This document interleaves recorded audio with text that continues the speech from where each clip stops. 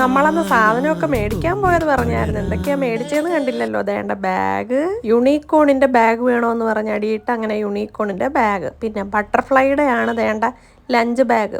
പിന്നെ വേണ്ട ഈ കുപ്പി, ഇതിനകത്തിലും പിങ്ക് കളറുണ്ട്. പിന്നെ വേണ്ട ഒരു പൗച്ച്. പിന്നെ വേണ്ട കൊട. ഈ കൊടയുടെ ആവശ്യമൊന്നുമില്ല, പിന്നെ നിർബന്ധം പിടിച്ചപ്പോൾ മേടിച്ചെന്നേ ഉള്ളൂ. എല്ലാത്തിലും ഒരു പിങ്ക് മയം നിങ്ങൾക്ക് കാണാൻ പറ്റുന്നതായിരിക്കും. എന്ത് സാധനം മേടിക്കാൻ പോലും അതിലെല്ലാം പിങ്ക് കളർ വേണമെന്ന് ശാഠ്യം പിടിക്കുന്ന ആളാണ്ട്. ഈ കൊടക്കകത്തി വരെ ഉണ്ട് പ്രിൻസസും ക്യാൻഡീസും. എന്തിനേറെ പറയുന്നതാണ്ട് നെയിം സ്ലിപ്പ് വരെ പിങ്ക് മയമാണ്.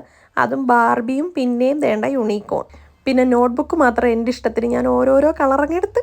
ഇനി ഇതൊക്കെ പൊതിഞ്ഞെടുക്കുന്നതാണ് ഒരു ടാസ്ക്. എല്ലാം എത്ര ദിവസത്തേക്ക് മുന്നേ മേടിച്ചു വെച്ചെന്ന് പറഞ്ഞാലും സ്കൂൾ തുറക്കാൻ സമയമാകുമ്പോൾ ധൃതി പിടിച്ചിരുന്ന് ഒറ്റയടിക്കിരുന്ന് എല്ലാം കൂടെ അങ്ങ് പൊതിയും.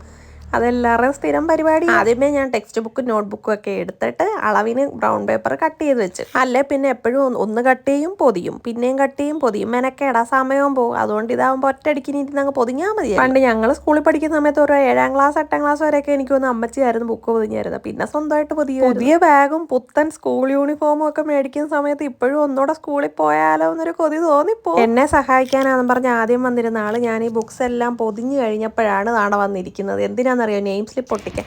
അങ്ങനെ പൊട്ടിക്കാൻ കൊടുക്കാം. ഞാൻ ഇത്രയും നേരം ഇരുന്ന് ഈ മെനക്കെട്ടി ഈ പുസ്തകം എല്ലാം പൊതിഞ്ഞത് തന്നെ ഈ നെയിം സ്ലിപ്പ് പൊട്ടിക്കാനായിട്ടാ. പണ്ടേ ഈ നെയിം സ്ലിപ്പ് പൊട്ടിക്കുന്നത് ഒരു വീക്ക്നെസ്സാണ്. നമുക്കിഷ്ടമുള്ള കളറൊക്കെ നോക്കി ഒട്ടിക്കാൻ ഒരു രസമല്ലേ.